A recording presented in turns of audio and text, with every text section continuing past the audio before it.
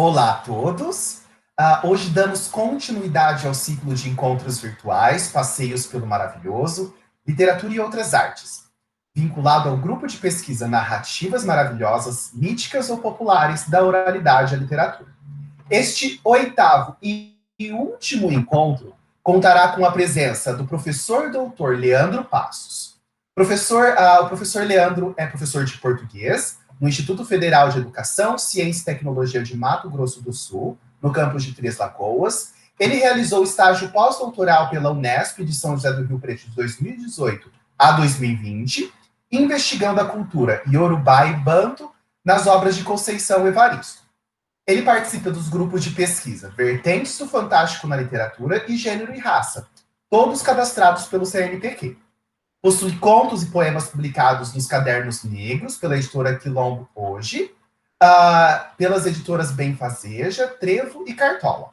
Em agosto deste ano, recebeu o prêmio de melhor conto da antologia Reexistência, com o título Borbo Negra. Possui artigos publicados na área de letras e de educação, voltados à educação nas relações étnico-raciais e à correspondência entre as linguagens. E também é sócio na Associação Brasileira de Pesquisadores Negros. E também da professora mestre Luana Passos, que é formada em pedagogia e é mestra em estudos linguísticos na linha de pesquisa Oralidade e Letramento pela Unesp de São José do Rio Preto. Luana é orientadora doutoranda em estudos literários na linha de pesquisa História, Cultura e Literatura, com estudos voltados para a literatura de matriz africana para as crianças e jovens. É integrante e pesquisadora do grupo de pesquisa Gênero e Raça e também do grupo de pesquisa Narrativas Maravilhosas. Atualmente, ela atua como formadora de professores no ensino fundamental na Secretaria Municipal de Educação de São José do Rio Preto. Eu gostaria de acrescentar que no volume 42 dos Cadernos Negros, indicado na categoria Conto do Prêmio Jabuti, tem obras de Luana e Leandro Passos. Bom, eu gostaria de agradecê-los pela presença nesse nosso último passeio. Então eu passo a palavra a vocês e a apresentação de Leandro e Luana recebeu o seguinte título: Maravilhoso Realismo Animista, Literaturas no Contemporâneo. Muito obrigado. Passo a palavra agora ao professor Leandro. Olá, boa tarde, boa noite. Obrigado, Guilherme, pela gentileza dessa mediação. Agradeço também a professora Maria Celeste Ramos pelo convite e todos aqueles que estão envolvidos por esses passeios dos maravilhosos. Então, fica aqui meu agradecimento de mostrar um pouco do que tenho me voltado e discutido nas pesquisas mais recentes. Eu vou, então, compartilhar a minha tela com vocês, porque eu preparei um material para tornar a fala mais dinâmica.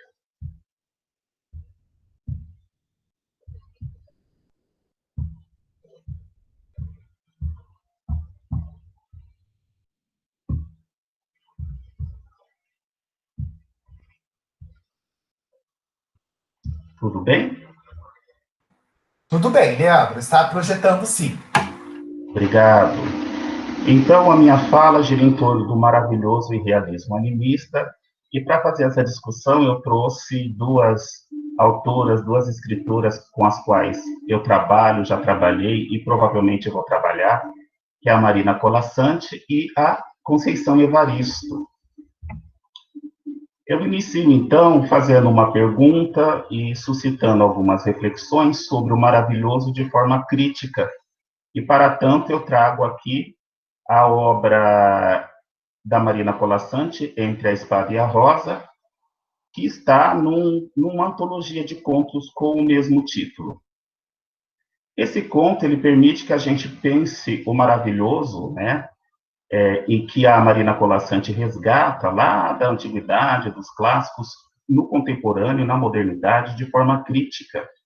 Para quem não conhece a narrativa, trata-se da princesa que é forjada a se casar com um príncipe com o qual ela não conhece, pelo rei, e ela faz um pedido, né, para Para os maravilhosos como um todo, e quem acaba respondendo ao seu pedido, porque ela não quer se casar, ela gostaria de se casar por amor, é o próprio corpo da princesa.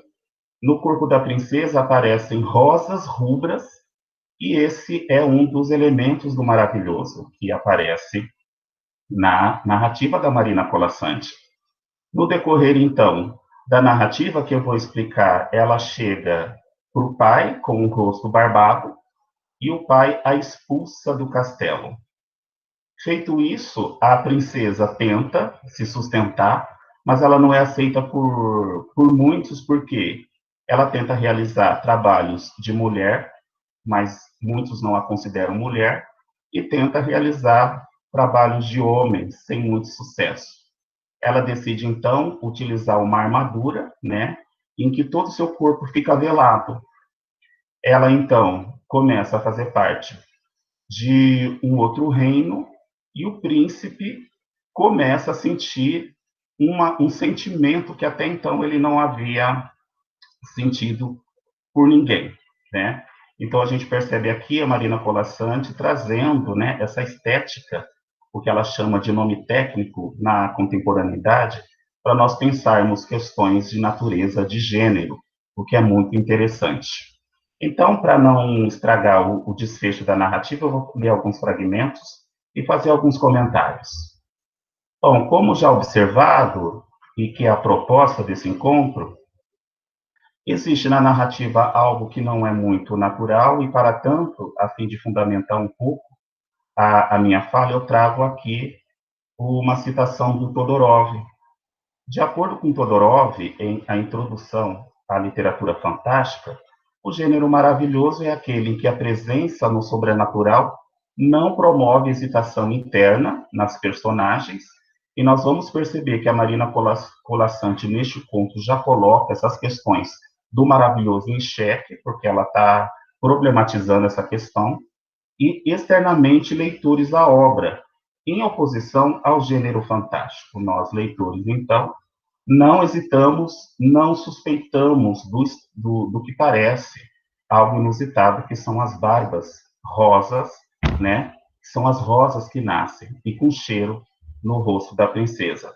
Mas vejam só, eu trago então um fragmento do conto da Marina Colasanti. Com quanto espanto viu cachos ruivos rodeando-lhe o queixo. O narrador está dizendo, ou a narradora está dizendo, que a própria princesa se espantou com os cachos que surgiram em seu corpo. Não podia acreditar, mas era verdade. Em seu rosto uma barba havia crescido. Então nós temos aqui o elemento maravilhoso presente no conto da Marina Colasanti, mas que causa espanto na princesa. E com espanto, seguindo a narrativa, quanto espanto! Viu que sim, a barba havia desaparecido, mas em seu lugar, rubras como os cachos, rosas lhe rodeavam o queixo. Naquele dia, não ousou sair do quarto, para não ser denunciada pelo perfume tão intenso que ela própria sentia-se embriagar de primavera. Este aqui é um outro fragmento do conto da Marina Colasanti, porque, como ela começa a servir o príncipe, e o príncipe está completamente interessado em saber quem está por detrás daquele rosto, ela novamente pede que algo aconteça para que ela não passe por situações inusitadas. Então, os cachos rosas surgem e os perfumes das rosas no queixo, que são rosas barbas, sentem e soltam um perfume que chega até mesmo a embriagar. Novamente, a gente vê algo aí que pode ser considerado maravilhoso, mas que causa espanto na princesa. Além disso, como eu me propus a falar sobre esse resgate de uma estética, né, de algo da estética do maravilhoso na contemporaneidade, e que a Marina Colasanti traz de forma crítica, eu trago mais uma vez um fragmento da narrativa para nós pensarmos a respeito. Qual é a hora de casar, se não aquela em que o coração diz quero? a hora que o pai escolhe. Isso descobriu a princesa. Esse é o primeiro fragmento, é o primeiro parágrafo da narrativa.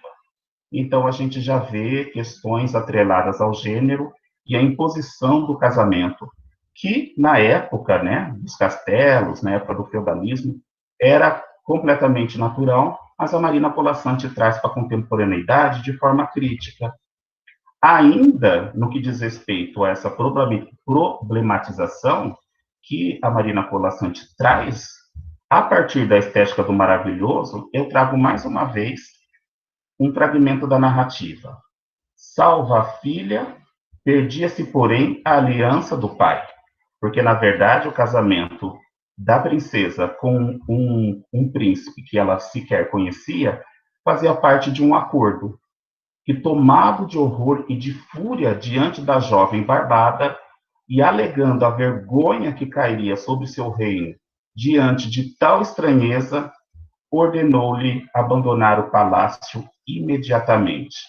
Então, nós vemos aqui a jovem, né, a princesa, que possui um atributo que não é do seu gênero. Então, ela possui barba, peculiar aos homens. E, além disso, como o pai não quer passar vergonha, ele a expulsa do castelo, que é algo que acontece muito na contemporaneidade, quando a família não aceita, por questões atreladas ao gênero, o filho ou a filha e manda embora de casa. Então, o rei preferiu fazer e ordenar a filha que saísse de casa, porque ele se tinha vergonha daquele ser, por dizer, andrógeno. Como eu avisei para vocês, ela tenta se sustentar, e aí a própria sociedade também não aceita. Trago mais uma vez o fragmento do conto. Porém, ninguém quis aceitá-la porque, com aquela barba, parecia-lhes evidente que fosse homem. Então, a sociedade não quis lhe dar serviços de mulher, porque na cabeça deles, né, aqueles serviços deveriam ser realizados por mulheres. E, novamente, ninguém quis aceitá-la porque, com aquele corpo, tinham certeza de que era mulher. Novamente, quando ela tenta, então, já que alguns a consideravam homem, fazer serviços de homem, e não aceitavam porque tinham certeza que com aquele corpo feminino barbado, ela poderia ser mulher. Então, o pai não aceita e a sociedade também não aceita essa princesa com uma barba masculina. Seguindo ainda com os fragmentos do conto da Marina Colasanti, para nós percebermos essa questão da crítica e da reflexão, eu trago mais alguns fragmentos para comprovar o meu ponto de vista. Desde o dia em que a vira, e o narrador, ou a narradora está falando do príncipe, parada diante do grande portão, cabeça erguida, oferecendo sua espada, que pode ser visto como um elemento fálico na narrativa, ele havia demonstrado preferi-la aos outros guerreiros. Vale salientar que o narrador sabe que se trata da princesa, mas o príncipe não sabe quem está dentro daquela armadura. Seguindo, então, mais um fragmento da narrativa da Marina Colasanti, vemos: companheiro nas lutas e nas caçadas, inquietava-se, porém, o rei, vendo que seu amigo, por isso que eu coloquei em negrito, que na cabeça do rei, do príncipe, aquela armadura possui um corpo masculino, mais fiel jamais tirava o elmo. O príncipe não sabe o que está por detrás. Ele faz uma ideia. E mais ainda, inquietava-se ao sentir crescer dentro de si um sentimento novo, diferente de todos, devoção mais funda por aquele amigo do que a que um homem sente por um homem. Aqui o narrador claramente diz que o rei está completamente apaixonado por essa personagem que ele não sabe que é uma princesa barbada de rosas. Olha que interessante, então, trazer o que a própria autora pensa sobre os contos maravilhosos. Então, eu trago aqui uma citação da Marina Colasanti na entrevista da editorial Global, na ocasião do lançamento dos 100 Contos Maravilhosos. Contos Maravilhosos é o nome técnico que se dá aos contos de fada. Uma das exigências desse tipo de narrativa é que ele sirva para qualquer idade. São textos verticais, são textos que podem ter variantes de leituras infinitas. Eu estou propondo aqui uma leitura do conto Entre a Espada e a Rosa, e que, portanto, se adaptam a qualquer idade. Percebam que esse conto já foi lido para crianças, eu já participei de um projeto de extensão. Esse texto já foi lido para crianças, as crianças gostaram. Eu já li para os meus alunos do ensino médio e já li também para adultos em alguns eventos. Então, vejam só a versatilidade dos contos maravilhosos na contemporaneidade. Além disso, a Marina Colasanti fala que é o diálogo de hoje e do ontem. Então, Marina Colasanti traz para hoje uma estética que é do passado, mas com uma outra roupagem, do hoje e do amanhã, provavelmente amanhã e depois de amanhã. Esse texto muito provavelmente poderá suscitar outras leituras, e também do hoje aqui e do hoje em qualquer lugar. Então, veja só como a própria escritora Marina Colasanti diz que nós devemos desconfiar de uma leitura encantada dos contos maravilhosos. E aí, a gente precisa desvelar os nossos olhos para as questões das leituras dessas narrativas. E aí, para somar a essa leitura do conto da Marina Colasanti, eu trago, então, um conto da escritora Conceição Evaristo, chamado A Moça de Vestido Amarelo, que está numa antologia de contos chamado História de Leves Enganos e Parecenças. Esse conto ele é muito interessante, né? Não apenas esse conto, do História de Leves Enganos, mas todos os que estão aqui presentes, porque a Conceição Evaristo traz algo do realismo animista que muitas vezes é confundido e utilizado de forma equivocada para as narrativas africanas e afro-brasileiras. Então, para fundamentar questões que porventura não sejam muito claras, eu trago aqui o Harry Garuba, quando ele fala do realismo animista. O realismo animista está diretamente relacionado com o modo de pensar e viver a realidade. Trata-se, pois, de um modus operandi das narrativas africanas, e a gente também pode pensar das narrativas indígenas dos povos aqui da América, num contexto que ele denomina de inconsciente animista. Trata-se o realismo animista de um inconsciente em que uma cultura ela tem um modo de pensar, um modo de conceber o mundo que é diferente. Por exemplo, e aqui eu estou pensando na cultura africana e afro-brasileira, da cultura europeia. Para algumas culturas, e aqui eu estou pensando especificamente da cultura dos iorubás e dos bantus, conversar com as folhas, acordar as folhas, não é algo que é considerado sobrenatural, né? Então, saudar o dia, saudar o sol e saudar a lua faz parte de um inconsciente em que essas ações são consideradas normais, não é? Então, a gente precisa observar bem o texto e a cultura que esse texto pertence, porque muito dos textos da Marina Colasanti, muitos textos da Conceição Evaristo, por exemplo, não são narrativas maravilhosas, como propõe Todorov, mas trata-se de uma estética, né, de um pensamento. O realismo animista aparece na Conceição Evaristo, eu trago, como eu fiz com a Marina Colasanti, fragmentos do conto.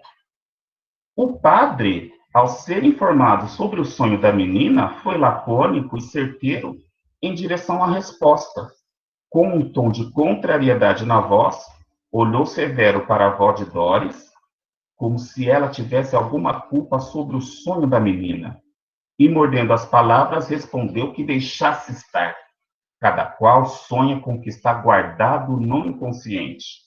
São palavras da narradora da Conceição Evaristo, e vejam só que o Harry Garuba fala que o realismo animista está no inconsciente animista dessas sociedades. Para quem não conhece A Moça de Vestido Amarelo, da Conceição Evaristo, trata-se da narrativa da menina que, desde pequena, vê uma moça de vestido amarelo, e essas visões se tornam mais frequentes na ocasião da primeira comunhão da menina. É por isso, então, que a avó vai perguntar para o padre, mesmo que saiba de quem se trata, da moça de vestido amarelo, essas visões que alguns consideram como algo de uma amiga imaginária. Doris da Conceição Aparecida, que é a personagem protagonista que vê a moça de vestido amarelo, desde o primeiro ano de vida, ao começar a falar, deixou os seus espantados. Percebam que, ironicamente, a Conceição Evaristo também é conhecedora das estéticas do maravilhoso e também do realismo animista. Ela faz essa bricolagem teórica e de perspectiva crítica. Um dia, aos 7 anos, acordou sorridente, dizendo que havia sonhado com a moça de vestido amarelo. A moça que ela via sempre e que alguns de sua família entendiam como sendo uma amiga imaginária da menina. Só a avó sabia muito bem de que moça a Sãozinha estava falando. Percebemos aqui que a avó é um elemento da ancestralidade africana da menina e que sabe muito bem de quem se trata. E aí, eu trago aqui a Dandalunda da cultura banto, nessa arte do André Ora, e aí eu também procuro seguir a perspectiva do Passeios do Maravilhoso, que trabalha com outros gêneros da arte. Então, percebam, né? A Dandalunda dos bantos é a divindade dos rios, da fertilidade, e a sua cor é o dourado ouro. Ela, como vocês podem perceber, ela possui um espelho, porque ela é considerada a deusa mais bela, a divindade da beleza. Ela utiliza aqui, na representação do André Ora, uma coroa de ouro, e percebam os peixes, porque ela está no fundo do rio. E o pente, porque ela é extremamente vaidosa. Essa é a moça de vestido amarelo. E aí, para nós pensarmos na perspectiva da mitologia, da cosmovisão africana, eu trago aqui o Clyde Forte.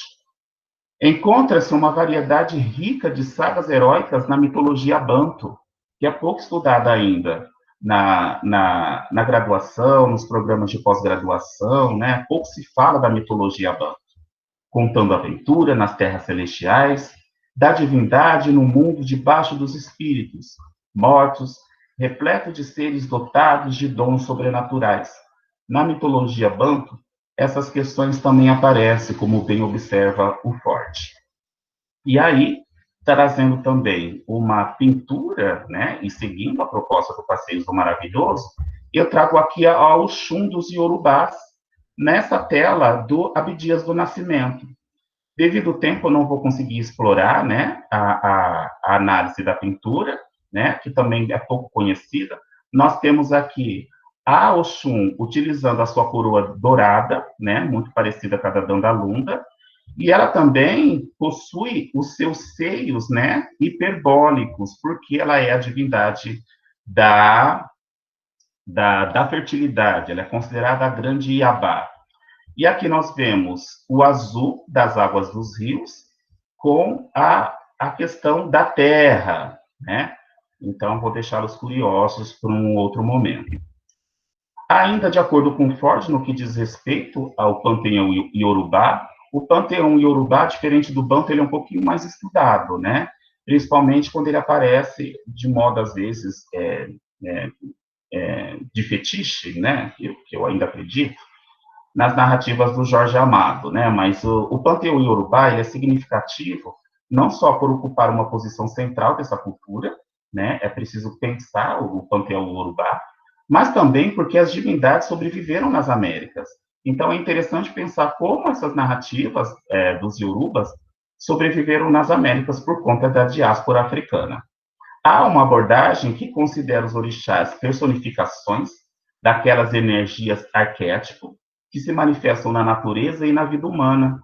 E essa manifestação, né, da natureza, da vida humana, como energia arquétipo, entra em consonância com as observações do Harry Garuba, do inconsciente animista. Seguindo, então, mais um fragmento da narrativa da Conceição Evaristo, a cor mais ainda era o matiz preferido para colorir seus rabiços, trata-se da cor amarela, desde seus desenhos da fase célula até as criações mais completas, como a do corpo humano ou a cópia das paisagens, porque a Sãozinha, quando pequena, ela desenha os rios da moça de vestido amarelo, dando a lunda dos bantos ou a Oxum dos Iorubás. Na comunhão, o rosto de Doris se iluminou. Então, algo de mágico acontece na comunhão da menina. E a menina se revestiu de tamanha graça que a senhora, lá do altar, sorriu. Ruídos de águas desenhavam rios caudalosos e mansos a correr pelo corredor central do templo. Então, vejam só o que acontece na igreja durante a comunhão da menina que vê a moça de vestido amarelo. Cantou, dançou, como se tocasse suavemente as águas serenas de um rio. E aí, se a gente não conhece o mito banto de Dandalunda e o mito banto de Oxum, a gente não consegue fazer essa referência das águas dos rios.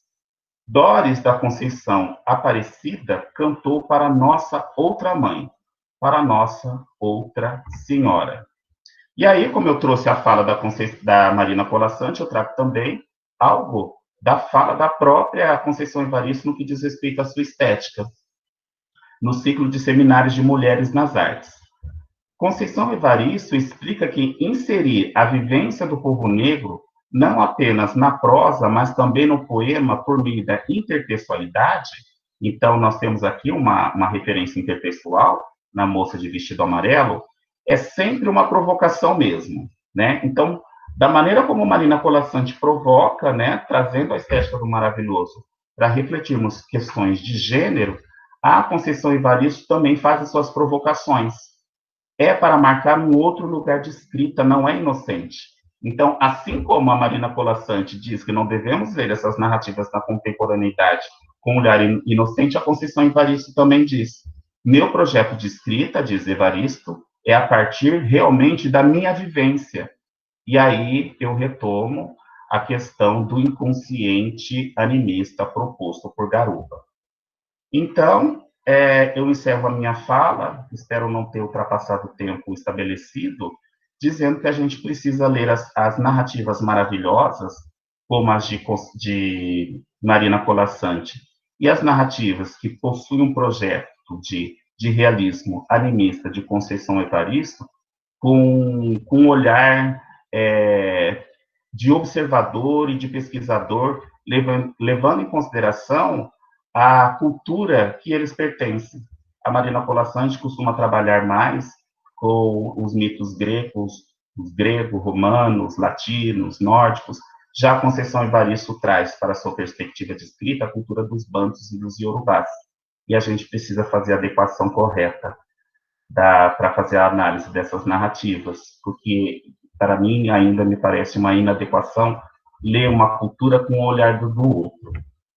E aí, além das referências que eu citei aqui, eu trago, né, a minha dissertação de mestrado, que eu fiz na Unesp de Araraquara, orientada pelo professor João Batista Toledo Prado, já olhando a Marina Colasanti, e trago também algumas reflexões do meu estágio de pós-doutorado, realizado na Unesp de São José do Rio Preto, sob a supervisão da professora Cláudia Nico. Essas são as minhas observações. Espero que vocês tenham gostado. Leandro, muitíssimo obrigado pela sua fala. Por trabalhar com o Maravilhoso, eu conhecia as considerações de Todorov, mas sobre o realismo animista eu fiquei muito muito curioso, eu gostei muito de conhecer, eu realmente não conhecia, então eu agradeço muito pela sua fala, porque abriu aí os meus horizontes. Então eu passo a palavra agora à professora Luana. Professora Luana, muito obrigado por aceitar falar para a gente um pouquinho também sobre as suas pesquisas. Olá, pessoal. Eu que agradeço a participação aqui no passeio, agradeço o Guilherme, agradeço a todos que aí fazem esse maravilhoso acontecer, não é? Bom, vamos passear, né? Quero agradecer, trago uma inovação aqui para a gente falar um pouquinho a respeito desses passeios. Vou projetar aqui para vocês, tá bom? O que vai ser a minha fala.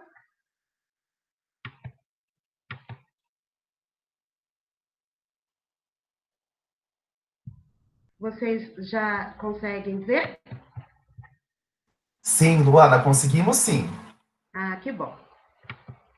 Bom, o título da minha fala que eu trago aqui para vocês é Ninjô e o Pé de Feijão Fradinho, entre o mágico maravilhoso e o realismo animista.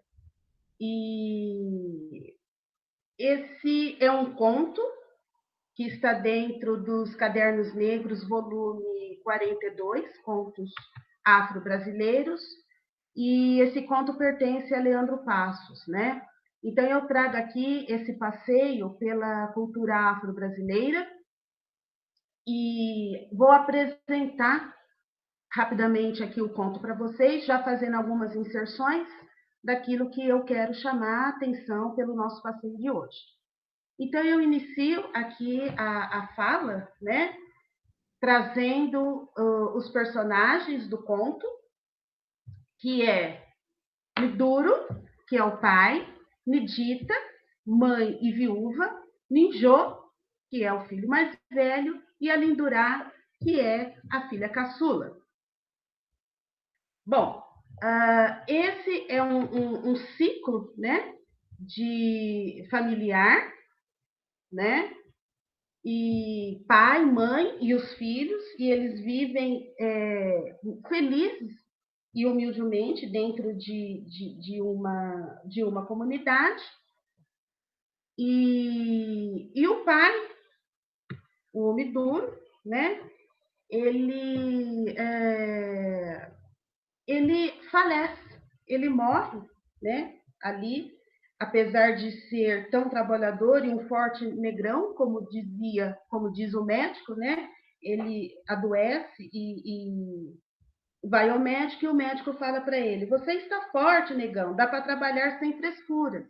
Mas o pai, Miduro, realmente está doente e vem a falecer. E antes, né, que já acamado, antes que ele falece, ele chama a família, chama os seus e fala assim, né?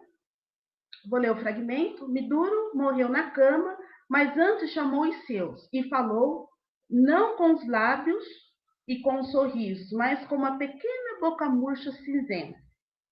Peço que sejam felizes. Estarei com vocês sempre. A vida continua e preciso que a luz de vocês seja a luz que me guiará para Zambi.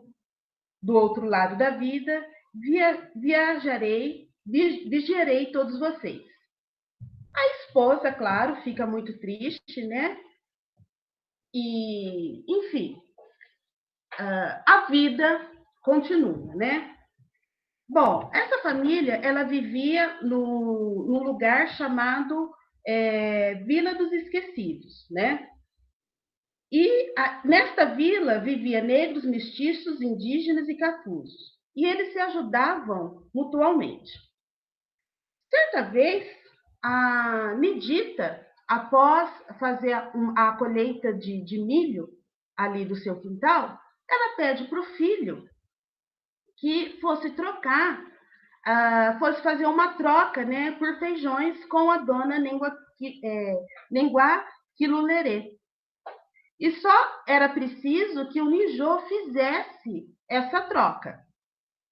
E o menino vai, né, fazer a troca com o milho, né, que é ali da família. E no caminho ele vai cantando, né, vai todo feliz, numa terra vermelha marrom. Ao passar por uma encruzilhada, ele é parado por um alto rapaz sorridente que o adverte. Vá por este caminho, rapaz. Esse outro caminho na frente está interditado, viu? Por aqui é bem melhor, disse às gargalhadas. Me chamo Mavango.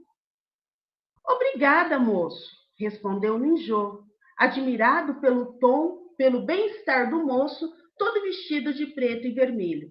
Então, aqui eu já deixo em negrito Mavambo, que é um dos personagens, né, que vai ser muito importante depois para nossa reflexão, para nossa análise. Bom, aí pelo Mavambo, né? E ele se depara com um senhor negro muito velho, que andava com uma certa dificuldade. E aí ele se aproxima desse senhor e pergunta se ele quer ajuda. E aí ele pergunta bem baixinho e de perto, porque esse velhinho, ele andava muito curvado. E aí responde: "Ô, nobre rapaz, quero sim, se não for atrapalhar." Ninjô, com cuidado, colocou o senhor na carriola e se surpreendeu com o peso do velho.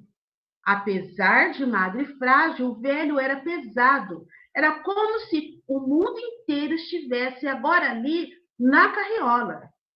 Como se chama, rapaz? Indagou o velhinho. Ninjô, sou filho de Nidita e do finado Miduro. Irmão de Lindurá, respondeu. Eu sei bem. Eu sou Lenvadilê. E aqui também chama atenção para que está em negrito, porque nós vamos precisar resgatar esses elementos aqui em negrito para que a gente possa fazer a nossa reflexão. Bom, o velhinho pergunta para o Ninjô se ele pode trocar os milhos. Ele gostaria de ter os milhos e gostaria de trocá-los, né? E aí o velhinho diz que ele trocaria por feijões sagrados.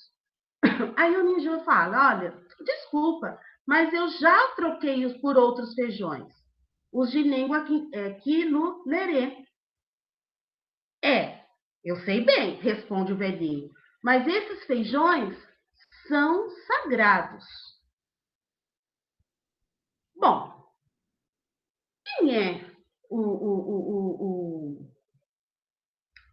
que o Lenvadilê diz, né? Lenvadilê. Em relação aos feijões, é de Angorô. O outro, de Nandabunda. E este aqui é de Butalambô. Ninjô contemplou o rosto do frágil homem e os olhos cinzentos deles brilharam. Foi impossível dizer não. Na verdade, pensou o filho de Nidita, era mais a vontade de ajudar o velho do que acreditar que os feijões eram mágicos.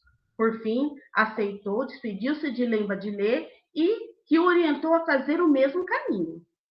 Ao passar pela encruzilhada, cumprimentou Mavango, que correspondeu gargalhando e batendo palmas ao ver os feijões na mão fechada de Ninjô. Aqui ao lado eu trago uma representação do Nikice Angorô, que é o Nikice do arco-íris, né? Nidita, então, o menino vai para casa, né? E tudo. E a mãe fica muito brava porque ele não fez a troca que ela tinha orientado, né? E aí o que acontece? Ela pega os feijões da mão do filho e joga no quintal às margens do rio. E aí chora os irmãos e a mãe. E aí, naquele dia, né, todo mundo foi dormir mais cedo, porque estavam tristes. Olha, não, o Ninjô não fez aquilo que a mãe tinha pedido para ele, que era fazer a troca, né, do milho. Então, pensaram os três em Miduro, que é o pai. Será que se ele estivesse vivo, seria diferente? Será?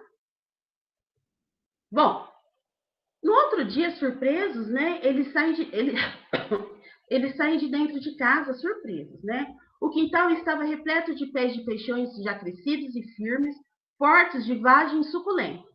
Nidita olhou arregalado, com os olhos arregalados e lacrimejantes. Mijou, boca aberta, em mãos na cabeça, e Nandurá corria entre os pés de feijão. Será que eles eram mágicos mesmo? Como cresceram tão rápido assim? Seria um sonho? Zambi! A mãe seguiu pelo quintal, tocou as folhas e as vagens suculentas sem acreditar no que via. O filho seguiu devagar, olhando o grande cobertor verde pés de feijão. Seriam fradinhos? A menina corria, brincava, sorria, encantada com tudo. E aí, aqui, eu já começo a chamar a atenção para alguns elementos que eu coloquei ali em negrito, né? Nós temos ali na narrativa que quando o Ninjô ele ajuda o velhinho, lembra de lei, e o coloca na carriola, ele tem a sensação, ele pensa que o velhinho é muito pesado, e ele tem a sensação de que está carregando o mundo ali na carriola, né? E aí, por que é importante a gente saber dessas simbologias e o que as representações e essas questões da cultura banto, elas nos traz, né, nos fornece para que a gente possa fazer a leitura do conto Ninjô e o Pé de Feijão Pradinho. Lembra de Lê foi o primeiro Nikice criado por Zambi, Deus Supremo. O mais Nakulo, que é Nakakulo, desculpe, que é o velho, é o mais velho. Dentro dessa questão da criação do mundo.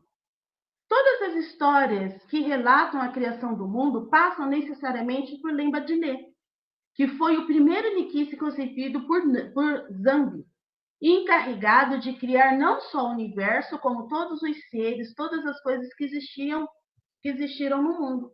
Então, vejam aí o porquê que Ninjô sente tão pesada a carriola, né? Por conta dessa questão toda, né, simbólica de representação que vem aí dentro dessa oralidade africana que nos explica quem é Lemba de Lê.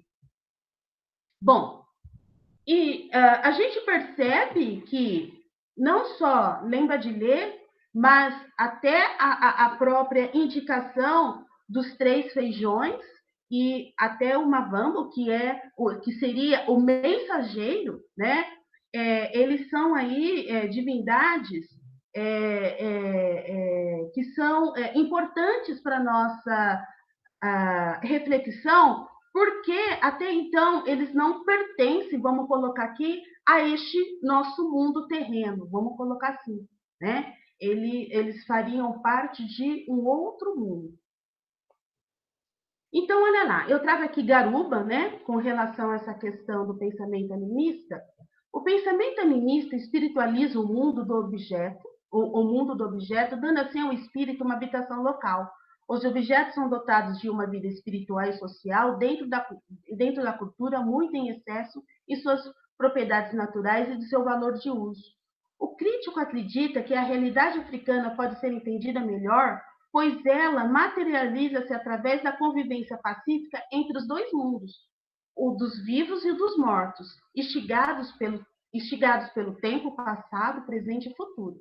Então, nós temos aí essa convivência, né, entre esse pacífica, que isso precisa ficar muito claro e é muito natural, entre esse mundo dos vivos, e aí a gente pode pensar neste contexto de onde vive Ninjô com a mãe e a irmã, e esse outro mundo, ou mundo dos mortos, podemos assim colocar, que estaríamos aí falando de Lemba de Lê e as entidades aí convocadas. Vamos ver como que isso aparece. Vá por este caminho, rapaz. Este outro caminho na frente está interditado, viu? Por aqui é bem melhor, disse às gargalhadas. Me chamo Mavango, Mavambo, ele é esse correspondente, vamos colocar assim, né? É ele que leva as informações tanto do mundo terreno como do mundo dos mortos, né? Ele é o grande mensageiro. Então, veja que ali Ninjô conversa com Pavampo de uma forma muito natural, muito pacífica, né? Ninjô, com cuidado, colocou o senhor na carriola e se surpreendeu com o peso do velho. E aqui eu chamo a atenção novamente para a explicação que eu dei anteriormente, quando sobre Lema de Lê. Por que ele é pesado? Porque ele é o primeiro Niquince, né? Ele é o criador das coisas que tem no mundo. Então, lógico que ele vai ser pesado, né? Então, veja que nós temos aí também essa relação do Ninjô com Lema de Lê, né? Então, nós temos essa harmonia de conversar, é tudo muito natural entre eles, né? Bom, o que são essas divindades a quem nós estamos falando? O que é preciso a gente saber para poder interpretar?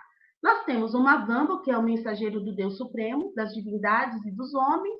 Angorô, que é um dos feijões, que é o Niquice do arco-íris, e ele também é responsável pela fertilidade do solo, com as suas chuvas. Então, veja, nós temos um feijão que é Angorô, representando Angorô, fertilidade do solo. Nós temos um outro feijão representado por Dandalunda, que é a senhora das águas doces, do amor e do ouro, então riqueza. E nós temos também o outro feijão de Mutalangô, que é o Niquice caçador da fartura e da comida abundante. E por que isso é importante de ser colocado? Porque ao término do conto, Ninjô e o pé de feijão, a fartura, a comida, ela é tão abundante que ela é ali compartilhada com os outros moradores que vivem ali naquele quilombo, né? Bom, seguindo, ainda eu vou retomar aqui algumas passagens do conto e eu trago aqui a fala da menina, né? E ela diz assim: mamãe, a moça disse que é para você abrir as vagens. Anda, mamãe, anda, implorava.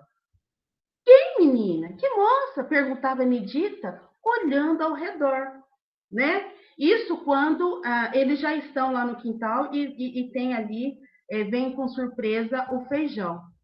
Surpresos ficaram os dois que saíram de dentro de casa, né? E aqui eu já parto para as considerações finais.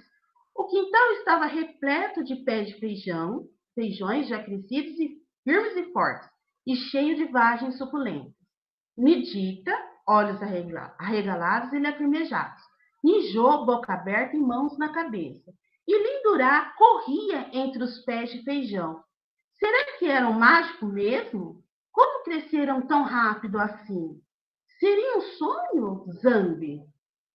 Então, veja que a convivência entre os personagens e as divindades, elas se dão de modo muito natural, né? E não é algo que gera surpresa entre os personagens.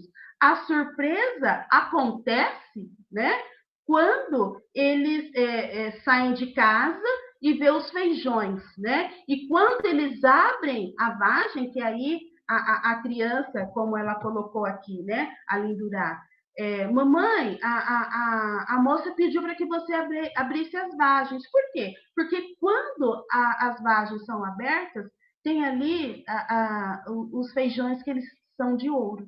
Então, isso é mágico e é extremamente importante.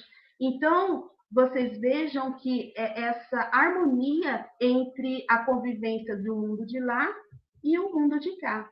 Então, essas são as considerações que eu chamo a atenção para vocês, com vocês aqui, nessa questão que entre o mágico e o realismo animista dentro do conto de Leandro Passos, Ninjô e o Pé de Feijão.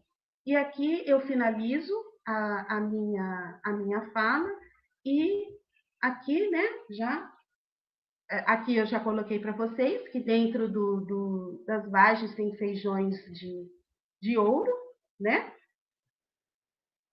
Aqui também já coloquei para vocês.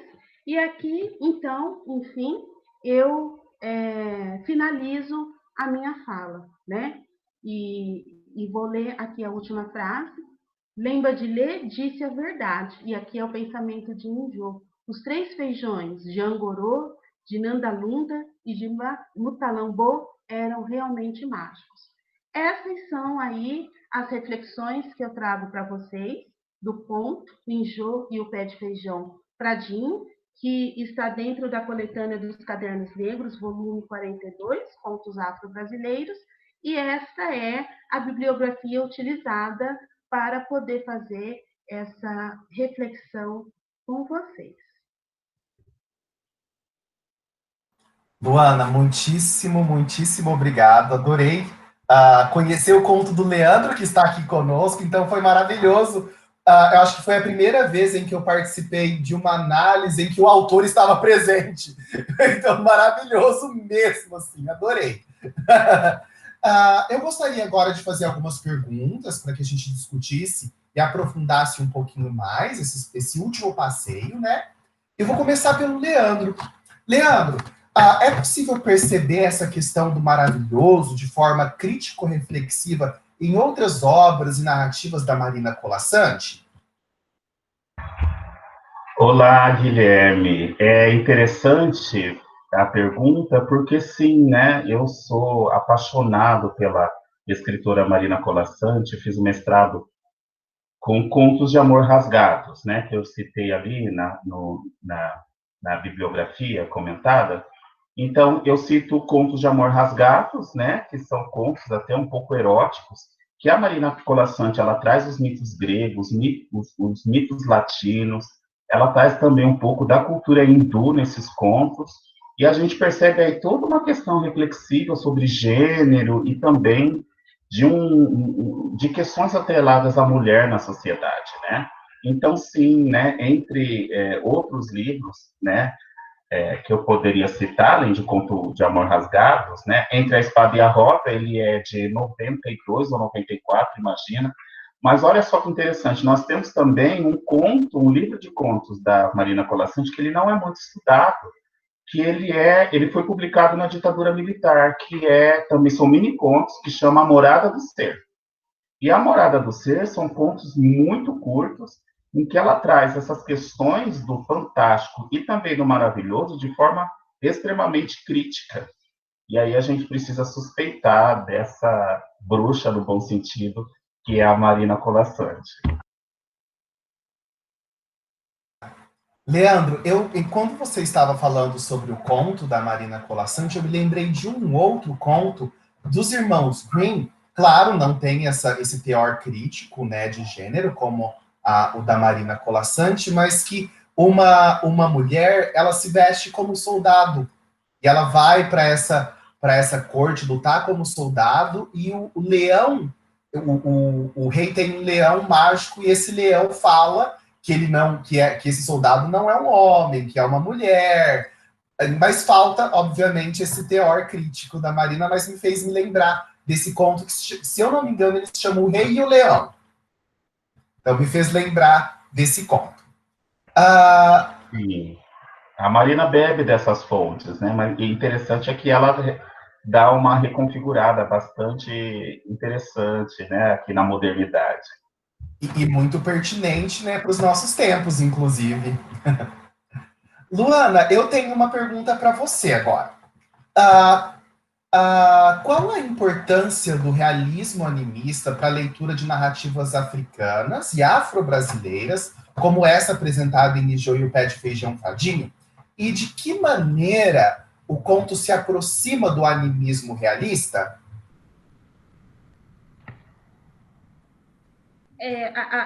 Ao realizarmos, né, a leitura desses textos, né, a gente, de textos africanos e afro-brasileiros, e que tem aí essa questão do realismo animista, a gente precisa ter um cuidado extremamente especial, né, com relação aos modos de ser e viver de africanos e afrodescendentes, né, dessa cosmovisão africana e, por extensão, afro-brasileira ou afrodescendente também.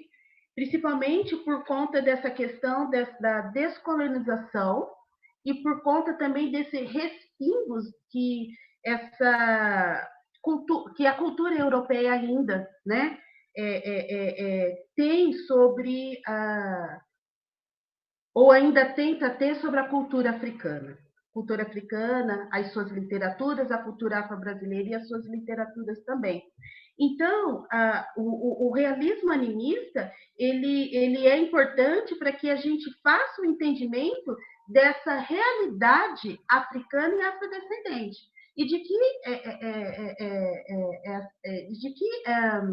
realidade é essa, de que cosmovisão é essa, esse modo de ser e viver, o modo como a gente vai interpretar um conto, no modo como a gente vai interpretar uma narrativa ou um texto aí literário, né?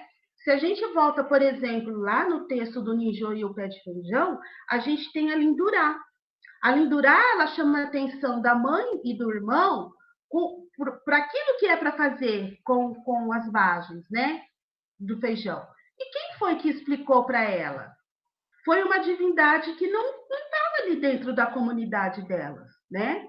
E aí a gente percebe que essa relação das divindades, né, da Lunda, Mutalambô, todos eles ali que tem Angorô, eles estão com harmonia no falar, no conversar, no modo de viver dessas famílias e dessas pessoas que estão no mundo dos vivos, vamos colocar assim. Então, isso a gente precisa chamar a atenção quando a gente vai ler contos, quando a gente vai ler narrativas que tem essa perspectiva, né? E se você não tem esse olhar, você não consegue perceber o modo como que funciona, como se estrutura o entendimento de tais narrativas, como traz aí o trabalho do Leandro, como ele colocou ali também na Conceição Evaristo, por exemplo.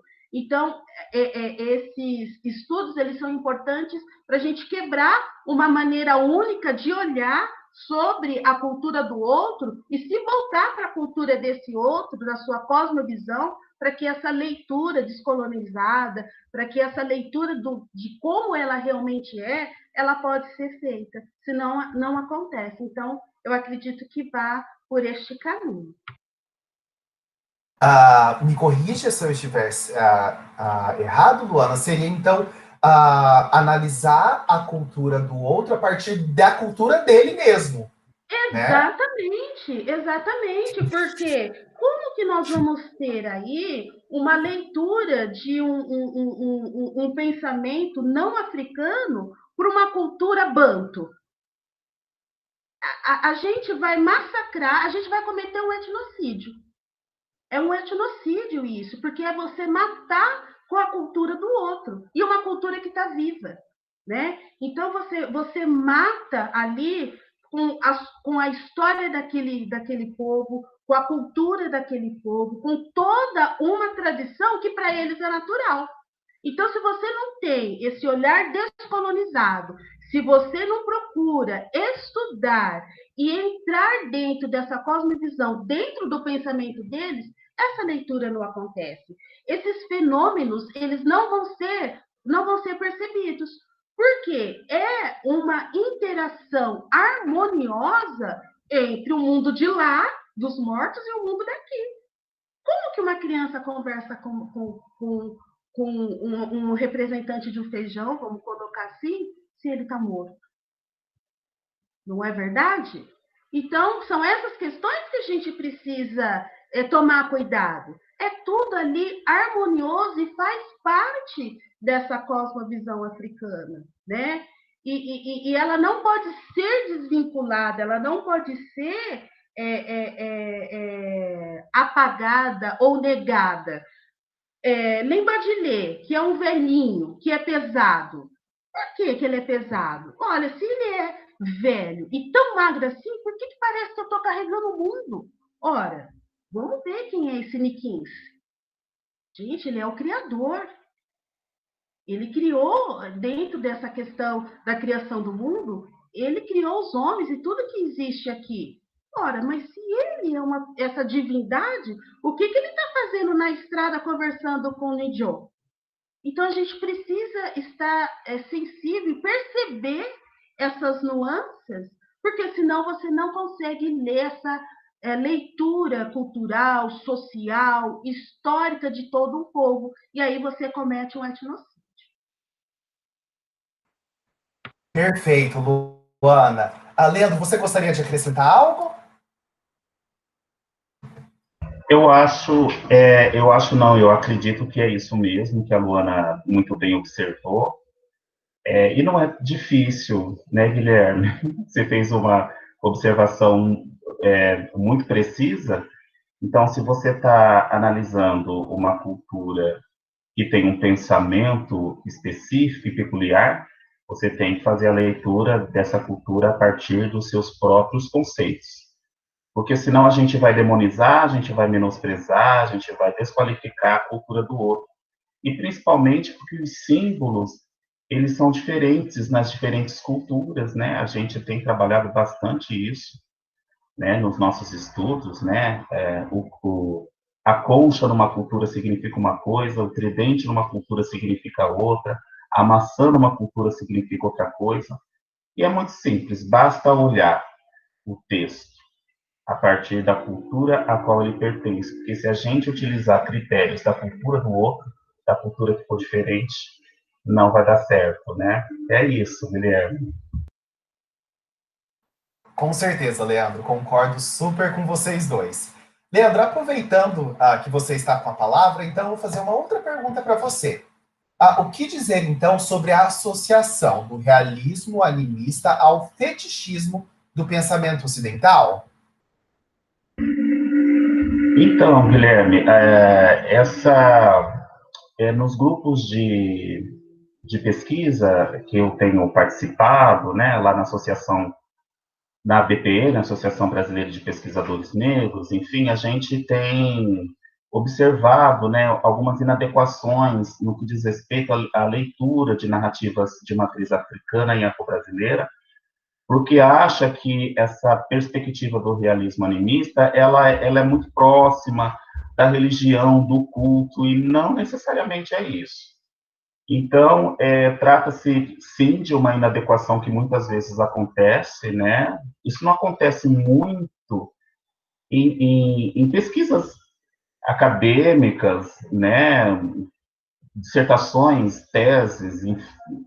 Mas alguns deslizes acontecem em apresentações de trabalho, quando o autor está analisando uma narrativa também de matriz indígena, africana e afro-brasileira, e utiliza aí uma ferramenta teórica que não diz dessa realidade. Por muitas vezes, né, o realismo animista ele é comparado ao espiritismo, essas questões de fetichismo, porque é uma leitura ocidental de outro que é completamente diferente. Então, por exemplo, como a Luana observou ali, o fato da menina conseguir alindurar, né, conseguir perceber a Dandalunda falando para ela que é para abrir os feijões, isso é um modo de ser, de viver e de pensar de uma determinada sociedade, né? E eu gosto sempre de utilizar um exemplo que o Garuba diz que é bem legal, ele não é o único, e diz que quando os europeus chegaram aqui, eles mataram muitos peixe-boi, porque eles acharam que o peixe-boi era algo do demônio. Por quê? Porque até então, eles nunca tinham visto um ser que circulava nas águas dos rios com aquela dimensão de cor escura, então eles mataram, né? E um outro exemplo também que a gente pode dar, que é muito clássico, quando os europeus chegaram aqui, viram uma ave que falava. Para os índios, o papagaio que fala não tem nada de sobrenatural, né? Então, a gente precisa repensar aí posturas para não desvalorizar a cultura do outro. Então, como você muito bem observou, é, é só analisar a cultura do grupo a partir dela mesma. Então, sim, associar ao realismo animista ao fetichismo é uma inadequação teórica e crítica. Leandro, então, não necessariamente o realismo animista está ligado à religião, não necessariamente. Não, não. É um modo de ser e de pensar, não é? E é interessante, né? Eu estava conversando com uns amigos meus da Angola, e, por exemplo, lá, indiferente da religião, muitos acordam, falam bom dia para as árvores, bom dia para o céu, bom dia. E não necessariamente são de uma religião que o que no Brasil a gente chama de religião de matriz africana, né? A gente sabe que a África é majoritariamente cristã, eles são pentecostais e neopentecostais, mas para eles, né, para alguns grupos africanos, acordar, dizer bom dia para o céu, dizer bom dia para a lua e cumprimentar as folhas é algo que é natural, porque eles têm esse modo de pensar. Então, não é religião, não é verdade? Por isso que é difícil para a gente pensar, nós que tivemos um currículo, né, eurocentrado. Então, quando a gente pensa nessas questões, é difícil, né? Basta a gente pensar nos hindus, né? Quem segue, né, os hinduístas, para eles é inconcebível comer carne de vaca, e para nós é completamente natural. Por quê? Porque esse não é o modo de pensar nosso, é o modo de pensar dos hindus. Então, a gente precisa entender pelo menos porque que o luto, né, em alguns países da Ásia é diferente como aqui no Ocidente. Se a gente pensar e tentar qualificá-los com o nosso pensamento, realmente não vai dar certo. Então, por isso, né, que como a gente tende a não entender muito isso, a gente tende a colocar como algo que é do fetichismo, algo do religioso, que não tem nenhuma relação. O Garuba diz muito bem isso nos textos dele. Muito obrigado, Leandro, porque no começo, como eu não conheço essas teorias, eu mesmo já estava relacionando com religião na minha mente. Eu mesmo já estava falando, já estava pensando mesmo nas religiões africanas. Então, foi muito esclarecedor para mim saber que não necessariamente o realismo animista está relacionado à religião.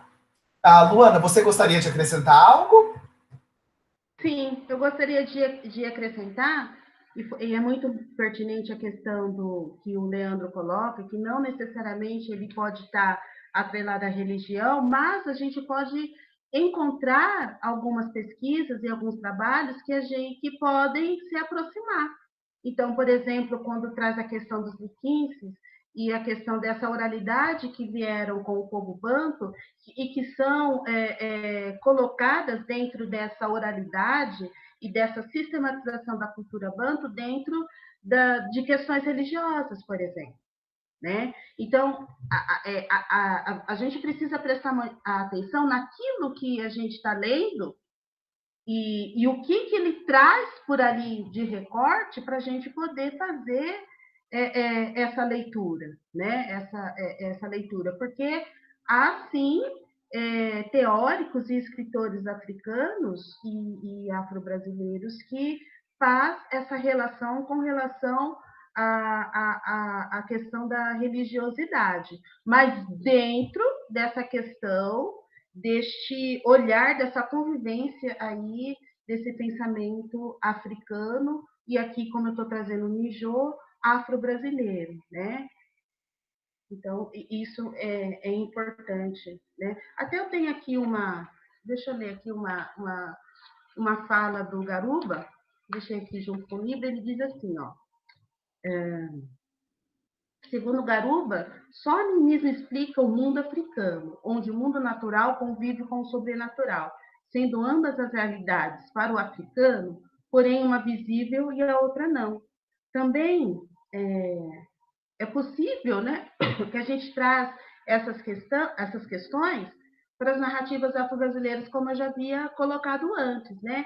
Essa questão de você conversar com uma divindade de outro mundo.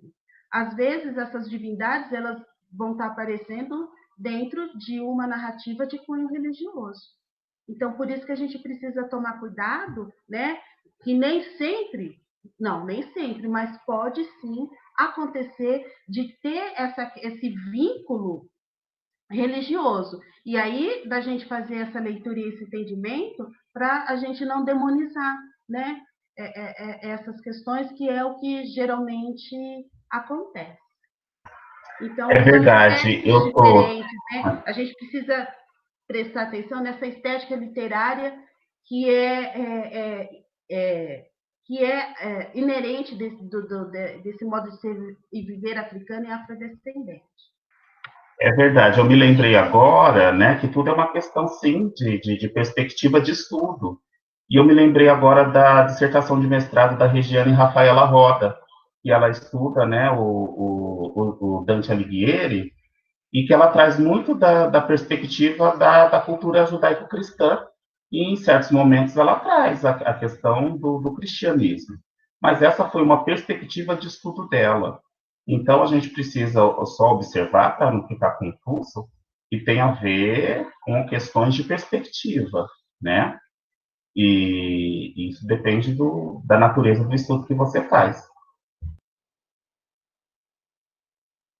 Com certeza. O Guilherme, agora Oi, eu Luana. recordei um pouquinho, né? Por exemplo, algumas pessoas eles vão associar Mabanco, né, com Exu. E se a gente pensar em Exu, a gente tem Exu dentro de uma perspectiva também que ele é esse mensageiro, né, entre os vivos e os mortos. E quando nós nos remetemos a Exu, nós temos aí um pano de fundo também dentro da religiosidade. Então, é neste lugar que eu também falo, nós estamos trazendo essas divindades para o campo literário. E aí, essa estética, né, literária, ela pode nos levar a questões de religiosidade, mas estamos falando aqui de narrativas literárias, né? Então, por isso que eu falo que é muito importante a gente ter isso, que pode sim remeter a essas questões de religiosidade. Exu, por exemplo, né? Como sendo o mensageiro entre homens e as divindades. Pode ser um exemplo aí que eu coloco para vocês. Perfeito, Luana. E eu vou encerrar agora com uma última pergunta para a Luana, mas que com certeza o Leandro pode também falar um pouquinho sobre o que ele pensa. Luana, qual a importância, então, dos estudos africanos e afro-brasileiros atrelados às discussões do realismo animista, do fantástico e do maravilhoso, na sua opinião?